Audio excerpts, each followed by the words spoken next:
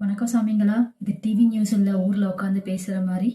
So இன்னைக்கு தமிழ்நாட்டில் என்ன நடந்துச்சுன்றதை தான் நான் உங்களுக்கு சொல்ல போறேன். இதுதான் என்னோட ஃபர்ஸ்ட் வீடியோ. ஸோ என் வீடியோ உங்களுக்கு பிடிச்சிருந்துச்சு அப்படின்னா லைக் பண்ணுங்க, ஷேர் பண்ணுங்க அண்ட் சப்ஸ்கிரைப் பண்ணுங்க. இன்னைக்கு மதுராந்தகத்துல மோடி அவர்கள் பெரிய ஒரு கூட்டம் போட்டிருக்கிறாரு. அந்த கூட்டத்துல அவர் ஓப்பனா சொல்லியிருக்கிறாரு, இந்த டிஎம்கே ஆட்சியே சரியில்லைங்க, ஃபுல் அண்ட் ஃபுல் ஊழல் ஆட்சி தான் அப்படின்னு சொல்லிட்டு.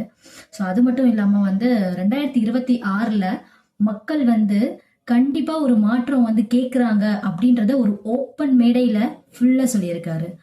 அது மட்டும் இல்லைங்க, 12 தலைவர்கள் ஒரே மேடையில இன்னைக்கு நின்னதை பார்த்து ஊரே சொல்லுது, அதுக்குள்ள தேர்தல் வேலையை ஆரம்பிச்சிட்டாங்களா, இன்னும் நாள் இருக்கே, இன்னும் 4 மாசம் இருக்கே அப்படின்ற மாதிரி கூட பேசிக்கிறாங்க.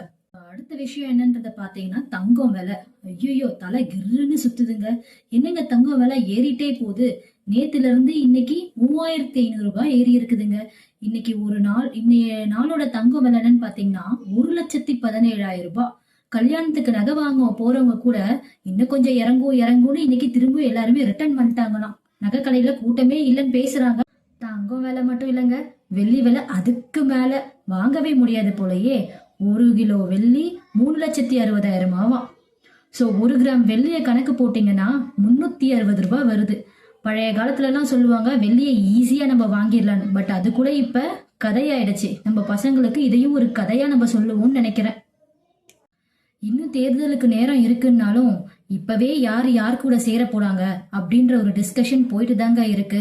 ஏடிஎம்கே, பிஎம்சி, டிஎம்கே அப்படி இப்படின்னு ஊரு டீ கடையில உட்காந்து இவங்க கூட சேர போறாங்க, அவங்க கூட சேர போறாங்கன்னு இப்பவே ஒரு டிஸ்கஷனை ஆரம்பிச்சிட்டாங்க. ஸோ உங்களுக்கு யாரு இந்த தேர்தலில் ஜெயிக்க போறாங்கன்னு சொல்லிட்டு உங்களுக்கு தெரிஞ்சதுன்னா கண்டிப்பா ஒரு கமெண்ட் பண்ணுங்க. ஸோ நெக்ஸ்ட் பாத்தீங்கன்னா அரசு ஆஃபீஸ்ல, அதாவது கவர்மெண்ட் ஆஃபீஸ்ல வேலை ரொம்ப கம்மியா நடக்குதாங்க. ஏன்னா ஆள் பத்தலையாமா. ஸோ என்ன ஆச்சு அப்படின்னா பணியாளர்கள் ரொம்ப கம்மியா இருக்கிறாங்களா, பட் நமக்கு அவங்களுக்கு வேலை ரொம்ப அதிகமா இருக்கு. அதனால வர மக்கள் அவங்களோட வேலை ஃபுல்ஃபில் ஆகல அப்படின்னு சொல்லிட்டு ரொம்ப கவலைப்பட்டுட்டு தான் போறாங்க. ஸோ சென்னையில் இன்னைக்கு ஒரு நல்ல விஷயம் என்னன்றதை பார்த்தீங்கன்னா தொல்காப்பியர் பூங்காங்க. ஆக்சுவலாக இது ரொம்ப அழகாக இருக்குங்க, நீங்கள் கண்டிப்பாக போய் விசிட் பண்ணுங்க. ஸோ ஃபர்ஸ்ட் 500 பேர் அப்படிதான் உள்ள விட்டுட்டு இருந்தாங்க.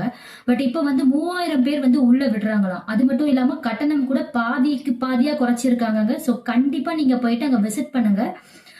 வாக்கிங் போற மக்களுக்கு ரொம்பவே அது ஒரு நல்ல இடங்க, நல்ல இடமா அமைஞ்சிருக்கு. ஆக்சுவலா முக்கியமான விஷயங்க, வங்கி வேலை நிறுத்தம் ஃப்ரம் ஜனவரி 27 அப்படின்னு சொல்லிட்டு இருக்காங்க. 4 நாளைக்காங்க. அதனால எதனா பணம் போடுற மாதிரி உங்களுக்கு இருந்தது, இல்ல செக் போட போறீங்க, பணம் எடுக்கணும், பெரிய அமௌண்டா இருக்கு, ஸோ லோன் விஷயம் எதனா நீங்க அவங்க கிட்ட பேச போறீங்க அப்படின்னா எல்லாத்தையுமே கூடிய சீக்கிரம் முடிச்சிருங்க. அப்படி இல்லைன்னா கண்டிப்பா 1 வீக் எக்ஸ்டெண்ட் ஆயிடுங்க. ஸோ பார்த்து பிளான் பண்ணி நீங்க பண்ணிக்கோங்க.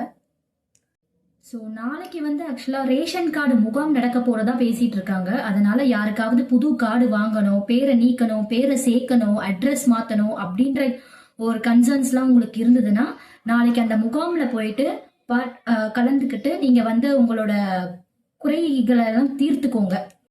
மாமல்லபுரத்துல பெரிய கூட்டம் வர போறாங்க. அதாவது பிப்ரவரி 2, 3 அந்த நாட்கள்ல ஒரு டூரிசம் சம்மிட் அப்படின்ற மாதிரி ஒரு விஷயம் பண்ணிட்டு இருக்காங்க.